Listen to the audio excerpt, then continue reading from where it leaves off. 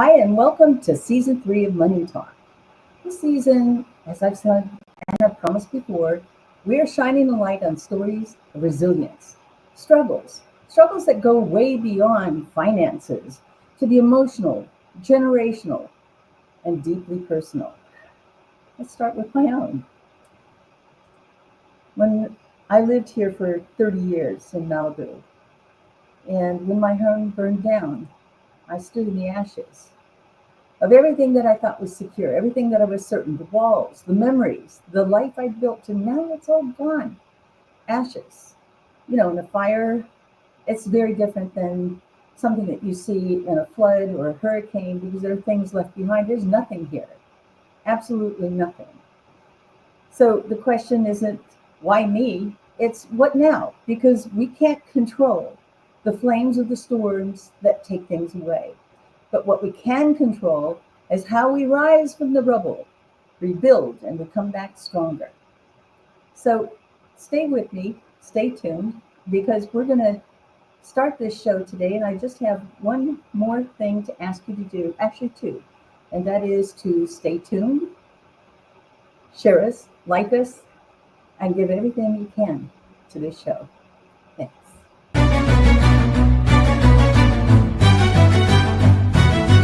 I can show you how to be strong. Come on, follow me.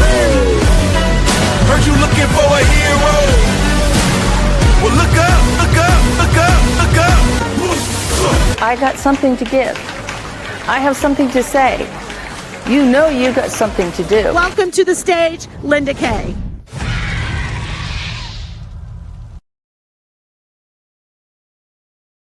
What an introduction. I just love that. The music gets me going. Sport and love are meant to begin at home. And home is where we first learn who we are. And just having gotten grandbabies that are sitting in a hospital, they already know that they're loved. They know the touch, they know the smell, where we belong, what we're worth. But what happens when home doesn't give love? It gives control. When silence, dysfunction, or pain replaces safety and support, well, those experiences are going to leave scars. They shape how we see ourselves, and how we build our relationships, and even how we manage our own money. Because money at its root is more than just currency. It's a mirror for us of our self-worth, isn't it? So when the self-worth has been damaged, believe me, it's going to show up everywhere. It's going to show up in your health. It's going to show up in your business. It's going to show up in your life. It's going to show up in your relationships. It's going to show up in your relationships with your money as well. Our guest today knows this firsthand. Growing up in Italy with a narcissistic parent, she felt trapped, controlled. So she moves to London. Don't like where you live? Go move to another country, right? It gave her some space to discover herself, but she still struggled with money until she began the journey of healing that inner child. That piece of us that says it's going to be okay. We're going to get through this. We're going to move on from this. But we can't move on until we address what happened, address where we were so we can move on to where we want to go. Healing her ancestral wounds. Today, she helps others do the same thing, guiding people to rebuild their relationships with their money, with their self-worth, and their future. Please join me in welcoming to the stage today, Mara Marchesi.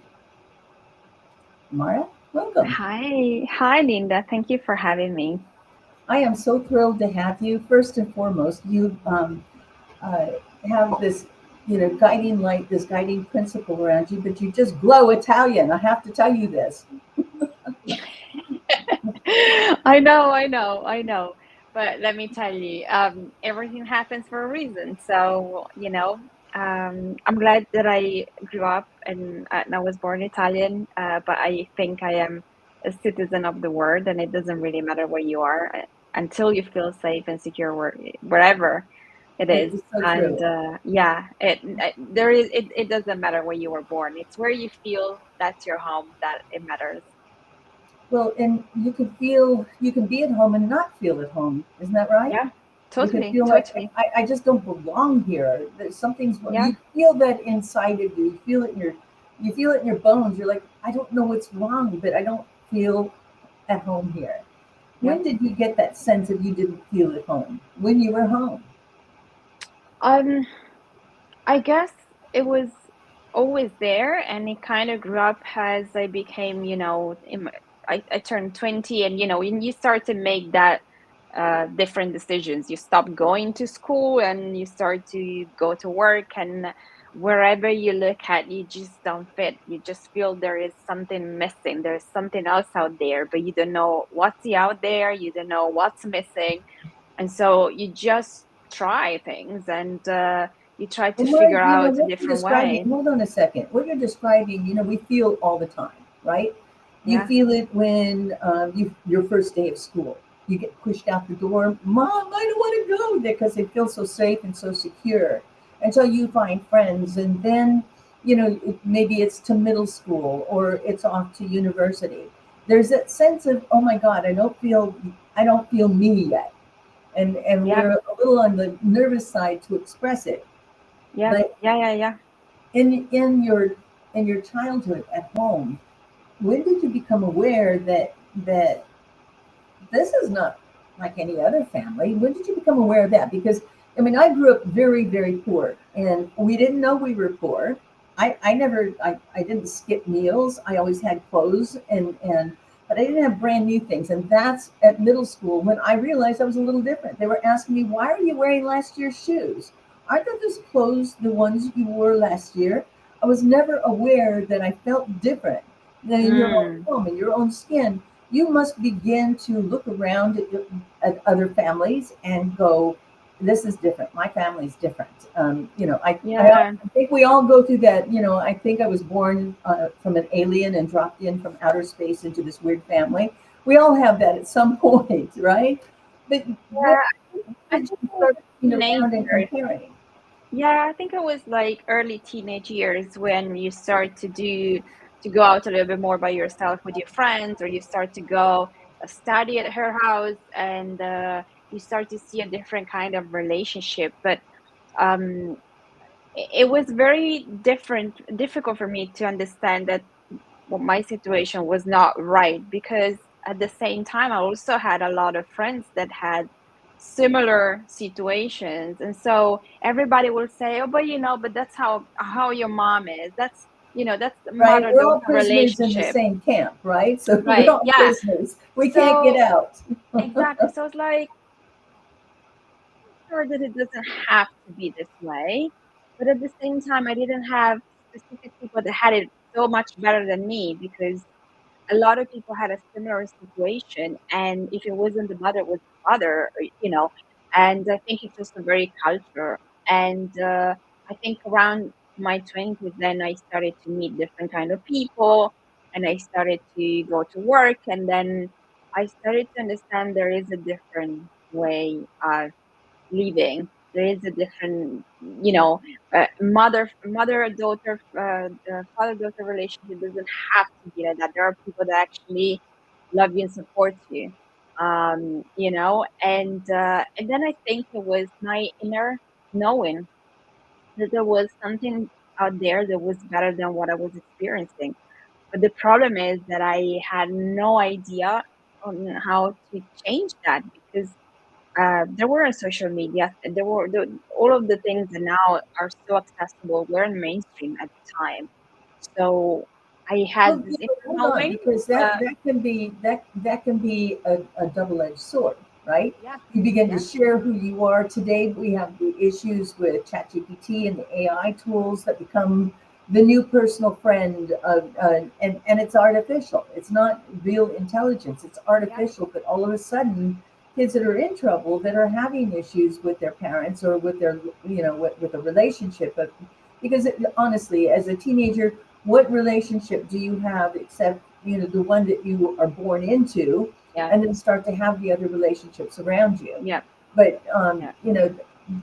it's probably, it's a double-edged sword. You didn't have somebody to talk to, or the point of reference that you had wasn't on a national scale like it can be today. No, exactly. I think that if I had that kind of, if I don't know, social media was there and all of the, I probably would have started learning things, before I actually started to do that. Sure. But that kind of gave me that sense of not really belonging where I was, and really finding ways to figure out what's better for me. There is something I knew that within, that there was something better out there for me. I knew I wanted a different line. I knew I wanted different kind of relationships. And so I was always kind of trying to find a different way and meet new people, because that was just there. I was like, I know there's something better out there. I don't know how I'm gonna find it. I don't know what that is, but this is not it. There was something within me that was saying that. Now, how do you differentiate this from the usual teenage angst into young adulthood, which, I think becoming a young adult is probably as difficult as being born, because you now have to start making decisions on your own. And some of those decisions are not so good. It depends on how well you've been equipped, what educational background, what cultural background, what are the rules about money? If you grew up with the idea that money is evil, then you're going to try to get it out of your hands as quickly as possible, right? You're never going to hang on to it. Yeah. What do you love about money? Well, I think the difference is teenage angst, it's related to a specific situation, a specific topic. Normally it's either school or relationship. For me, it was always this constant feeling of feeling out of place and not feeling in the right situation. And it was always that.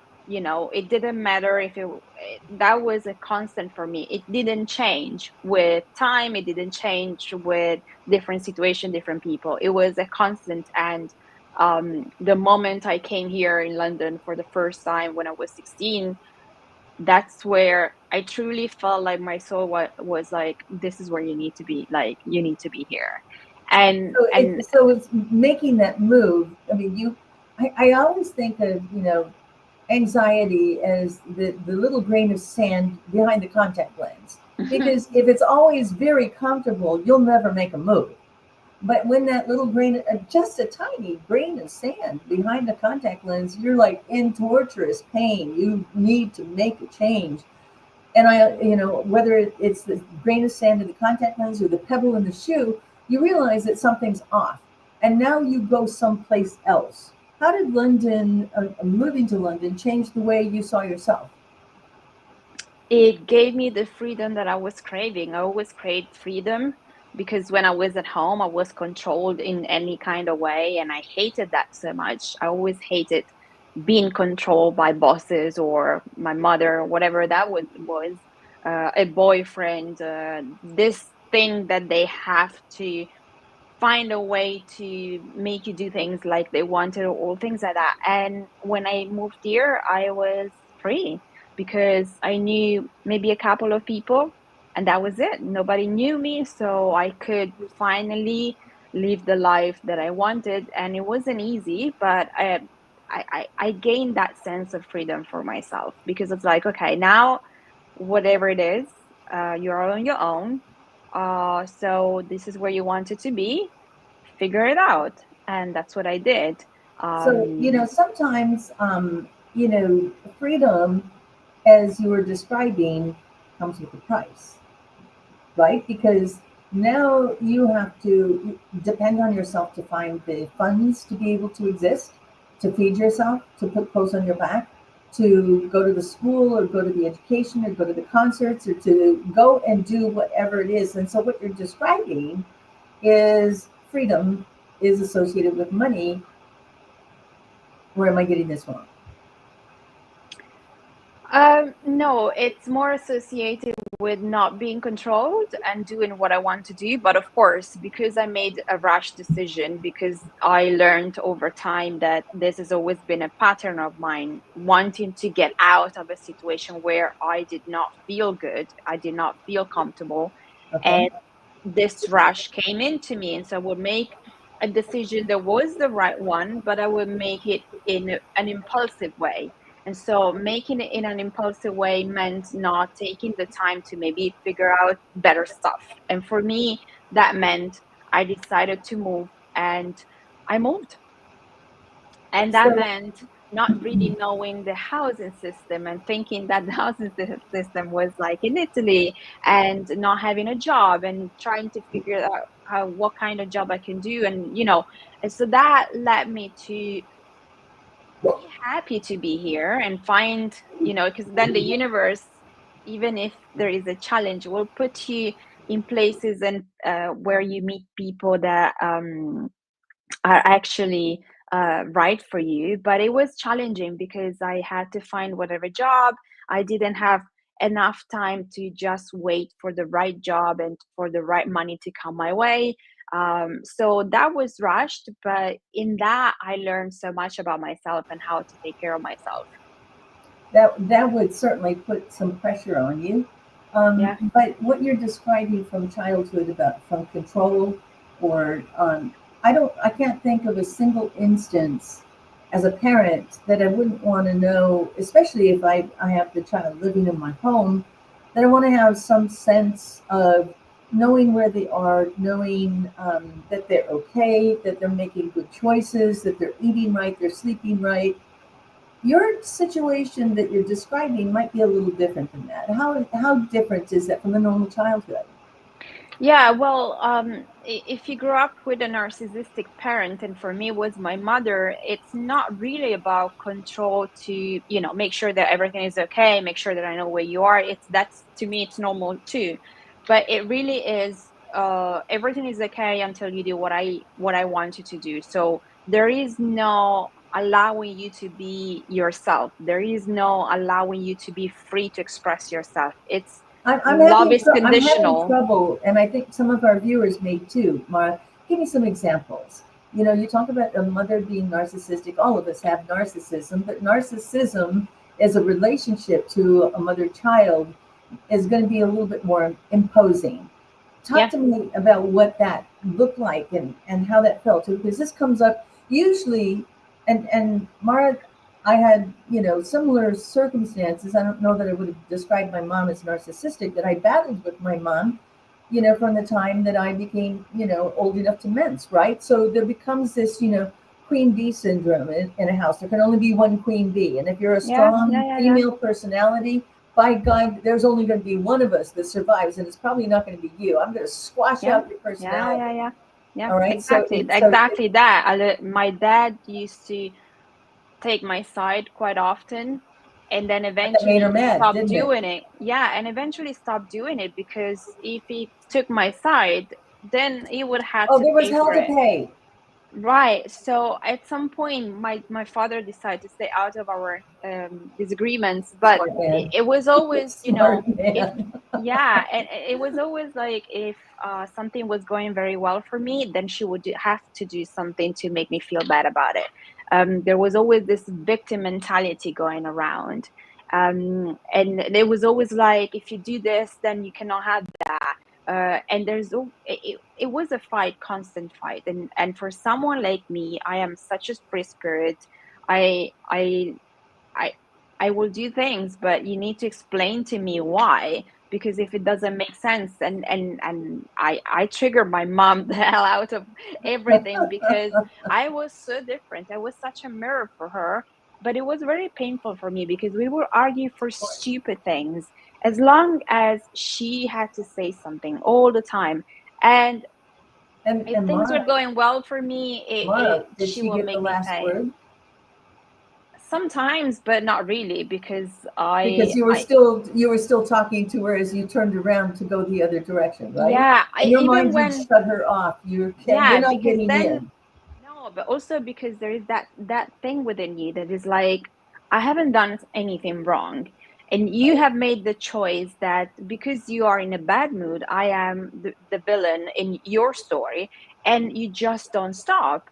And so for me, it was like, I am not going to let you continue say all of those things when, first of all, they're not Mm, true, and mhm. then you're hurting me. So, well, I'm gonna say it back. I'm gonna say something else, Of course, and then because it's your eventually, need to survive. yeah, and eventually I would just be like, okay, now just shut up. Like, okay, fine. But whenever I would stop, then she will come around, and because she had to have a reaction.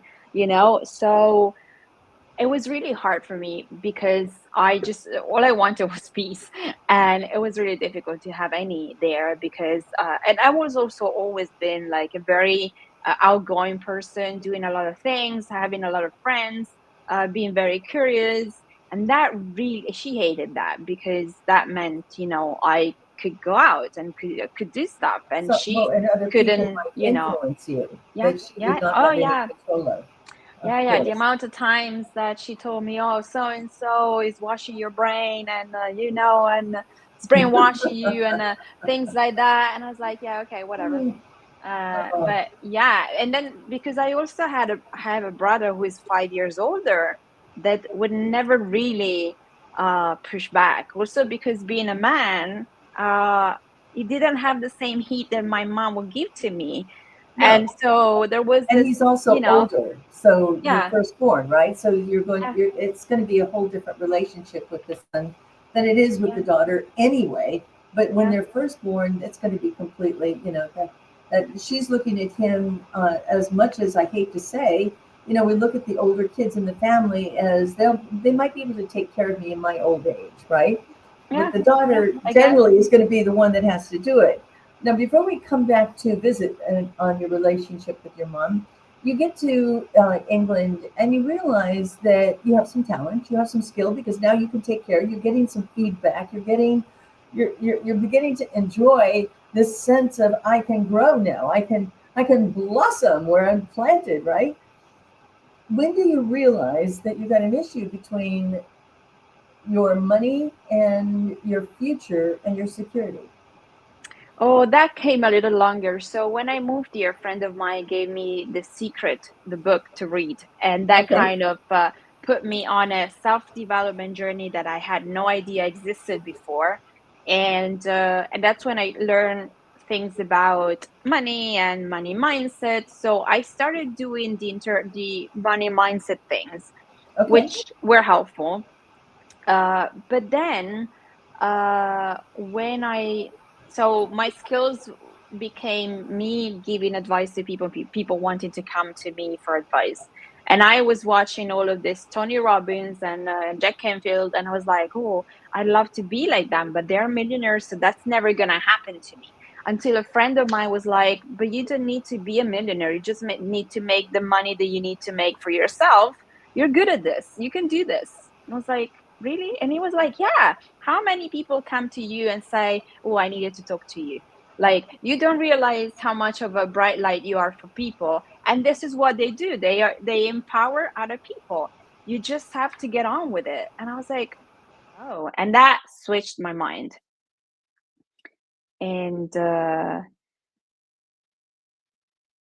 It switched your I'm not mind. sure. Okay. Oh, you're back. I Oh, wasn't sure. I've been here. You were on a riff, and I was going to let you roll with it. But All right, all right. I, you, So the, yeah, so with that, that's when I started to kind of be interested in wanting to learn more and do more. But it's really when I started my business because obviously I had to make my money, and I learned that there was a connection between my, like you said at the beginning and the introduction, there was a connection between my self-worth, my money relationship, and also my mom's relationship. So the triangle was very clear to me. Someone made me see this in a different light. I was like, oh.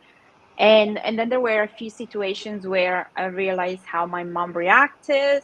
I could see, and so I started to do some work on healing the relationship with the money. So, and then not soon, but eventually I did a deep dive into learning to heal the relationship with my mom, which brought out a lot of um, feeling not feeling worthy of being successful, of making a certain amount of money, being afraid that if I was making that kind of money, my mom would take it away, because obviously that was kind of a pattern for me. Like every had time she taken your something, money away from you before? no, but it was more about when something really good happens to you, The she will do empowerment of something it. to She would make just you, yeah. So okay. to She make would you feel overshadow bad, it. You don't exactly. deserve it. You don't. Right, Right. So right. so then you get these messages about, oh, if I make money, I don't deserve it, so I better give it away again. right? And Yeah, so the yeah. sense of And control over you. they were so, When do you start looking at the relationship between you and your mom? Because now you are free to be able to be yourself. At what point are you deciding, I miss mom? Because usually that's kind of what starts it is, I don't miss her. And maybe I should feel guilty about it. I don't feel guilty about it. So there becomes a conscious choice no, about, for me, it was a completely different story. Everything kind of shifted for me in 10 years ago when my dad passed away. Tomorrow is his 10th years anniversary of death. And that really shifted things for me of because course. at that point, I was still trying to climb the corporate ladder to make more money and all of that. Still saying one day I will be a coach. And then my dad passed away pretty much very quickly and surprisingly. And that freaked me out completely because it's like, oh, if I don't make my dreams come true now, anything can happen tomorrow. And we're here being like, oh, I got so the all the year, time in the world. And all of a sudden you yeah, realize you don't. that really scared me because I was like, okay, I need to make my dreams come true. But then I was also like, and now what's the situation with my mom? Because I don't want to go back to Italy. Is she gonna handle this? I mean, they've been together for 40, 30 years. So I all of those things are going into my head. And then I was like, okay, no, you stay here because there's no way I'm gonna go home. And the year after, I signed up for my coaching course. So that shifted. And so I was dealing with her by herself. And Mm. so my dad will always kind of find a way to tame her when I was back. So I knew that she, Tamer. She's a wild animal. right? But it would try to make my life easier when I was back. And then And now this, you don't have an ally. Your brother's not an ally. Your dad's no exactly, longer there. It must exactly. have felt like, oh my God, it's me and Yeah. I have to fix this. Yeah, I felt like literally a piece of me fell off, and I was It like, "Oh did. my God, how do I do this? Right. You Well, know, it did. how It do I did. survive life now? Like, I Correct. really don't have much. I haven't built what I said to myself I was gonna build when I moved here, and it's been a long time now. And so that pushed me to really look into coaching courses. And okay, I was like, okay, it really is time for me to do what I said I was going to do. It's been too many years I've been saying this. And so that's what got me into becoming a coach. I became a coach, and then from there I'm like, okay, so how do I start my business now?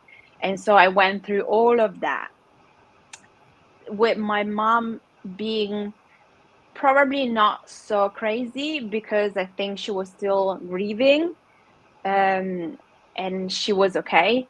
So she started doing things that she was never used to do because she now had to take care of everything. So that kept her going. Instead, I was afraid she will go into depression, to be honest.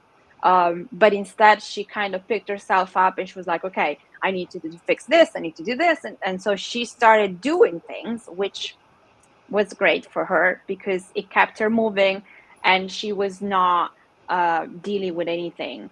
And then eventually I started my business, I left my job, and that's when things got really hard between us because she didn't like that.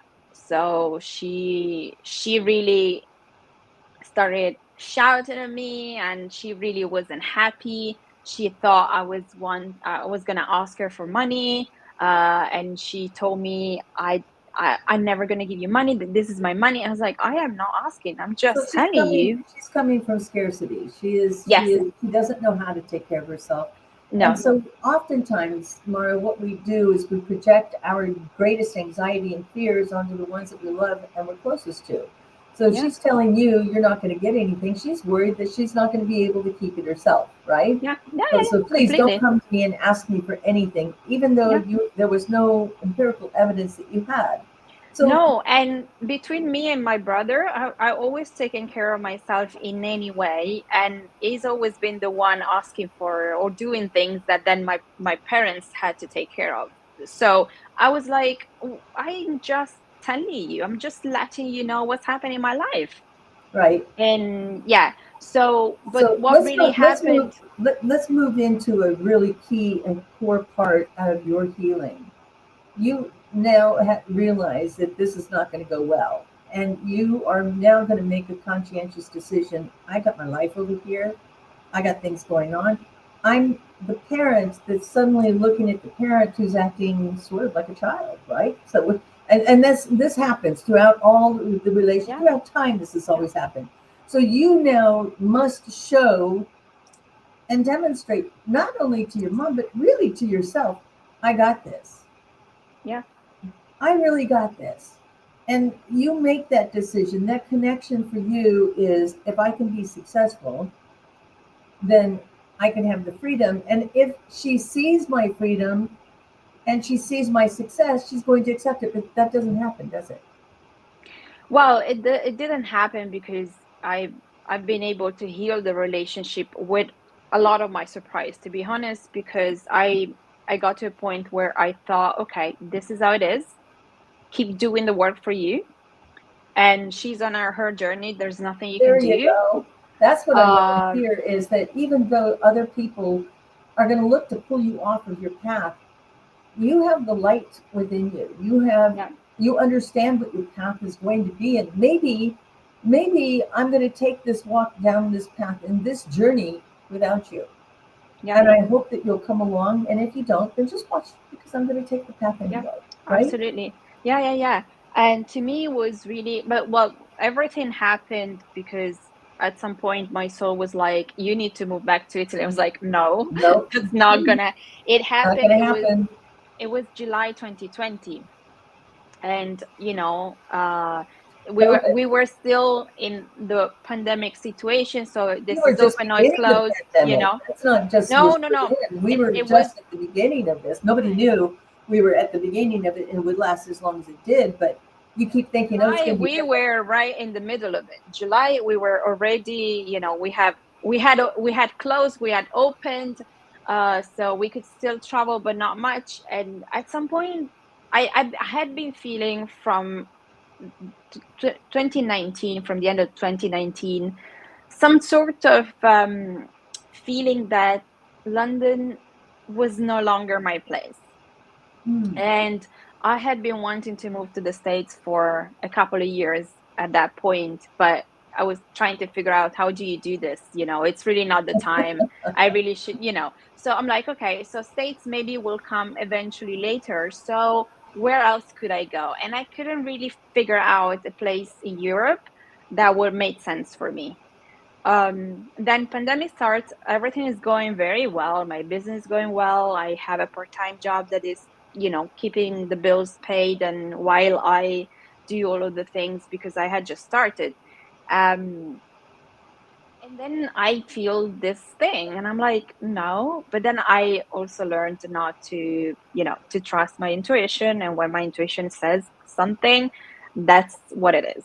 So I took my time and went back to Italy for like three weeks in August. I'm like, how does it feel? Seems okay, mom is fine. Okay. Comes March 2021, I move back. And when the last box arrives, my mom becomes what she really is. And that's when the journey completely shifts. I am there. My nervous system is going crazy because she is the exact same of when I was 16. The exact same. I start feeling as fearful as I was then. And I'm like, but now I am 38. I've learned all of those things. I know exactly what's happening. This shouldn't be that difficult. But I was in such a whirlwind of emotions, fear. I had such deep visceral fear that I had never felt before. And so I called up my healer and I'm like, look, I really struggling to also work. Like, I have clients, but I am not being able, like, people can see my energy.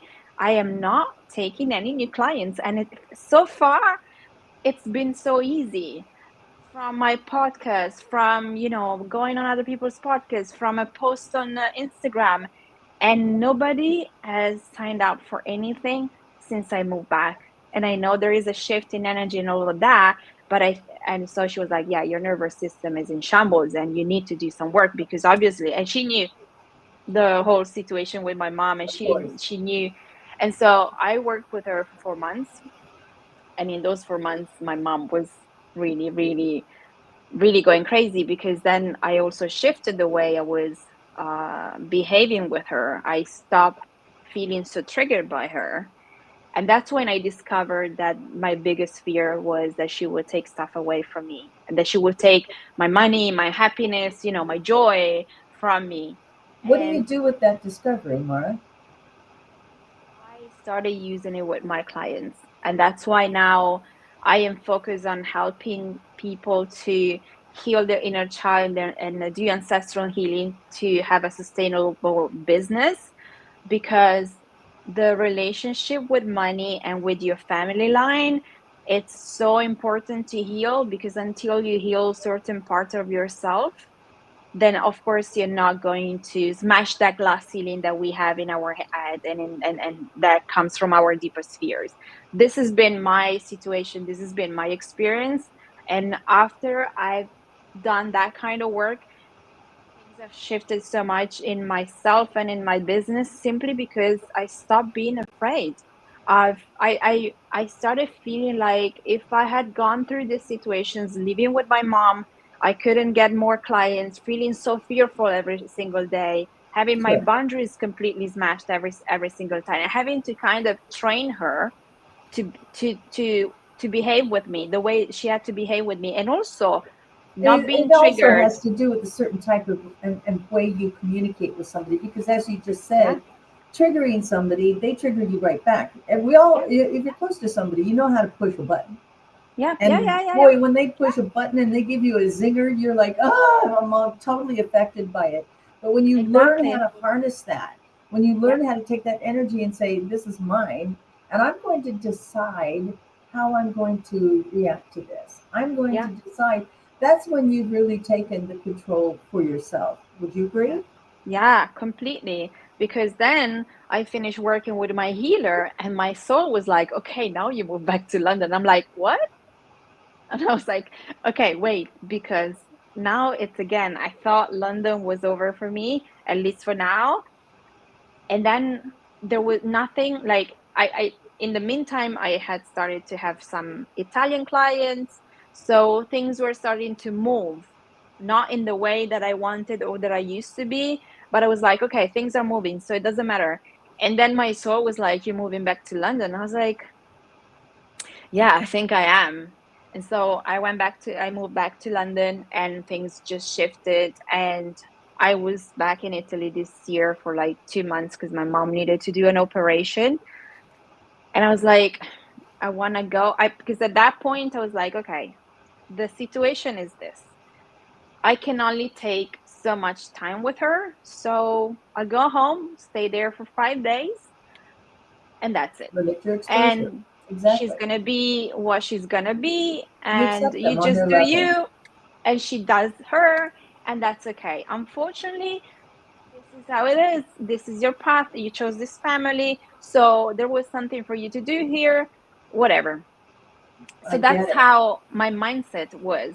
And then I had to go home, and I was like, okay, I don't really want to stay that long, but let's do this. I said to myself, okay, you go and you stay as long as she needs you to be there. But if she goes crazy and it's not feasible for you to stay there, you just go back. Because Leave. at the end of the day, if she wants to be crazy with you when she needs you, then fine.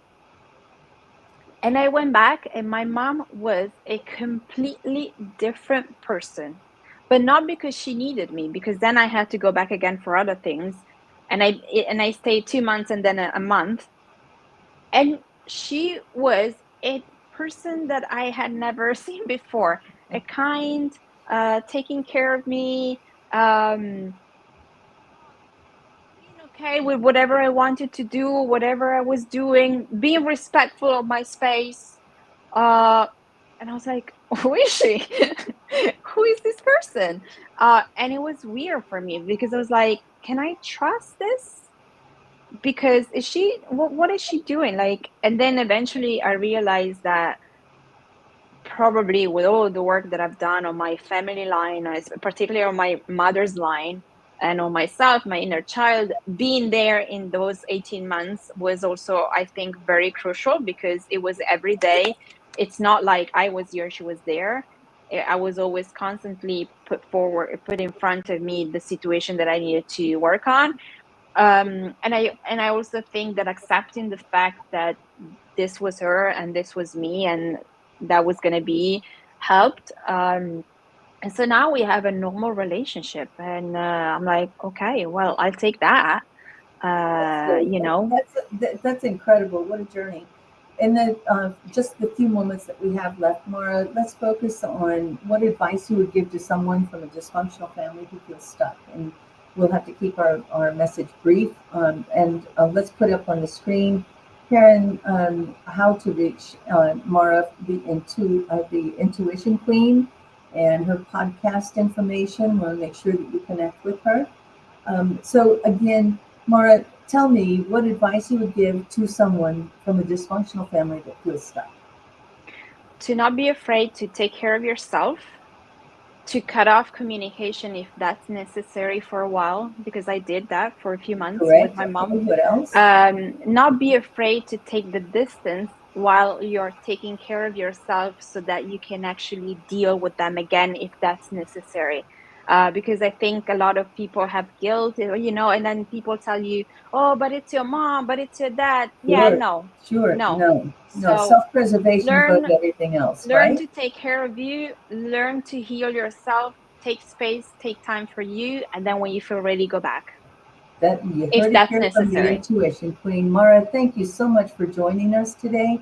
I just Thank you think so that much, the message Linda. that we have when we can heal our inner child is one of the most critical things that we can do. So thank you. And thank you very much for joining us on your time zone. You're in London, yes? Yes, I am. Yes. Oh my goodness. Yes. All right. So thank you again. Thank you for having me. That people will reach out to you. And now we'll just wrap it up. And again, the message that we're hearing overall from this journey is be true to yourself. Don't let other people try to run your life. When it's time to let things go, whether it's a bad relationship of business, a business partner, then listen to that intuition within you because it's your guiding light. Thanks again. We'll see you next time. Season 3 of Money Talk isn't just about money. It's about recovery, resilience, and expansion, so you can build back better. Your house doesn't have to burn to the ground, but if your business or your life has, and you're ready to share your story, I want to talk to you. Contact me at LindaK360 or call me at 424-395-2885. Remember, your setback is a setup for a comeback. And I promise you, you'll inspire others to get back up one more time with your story.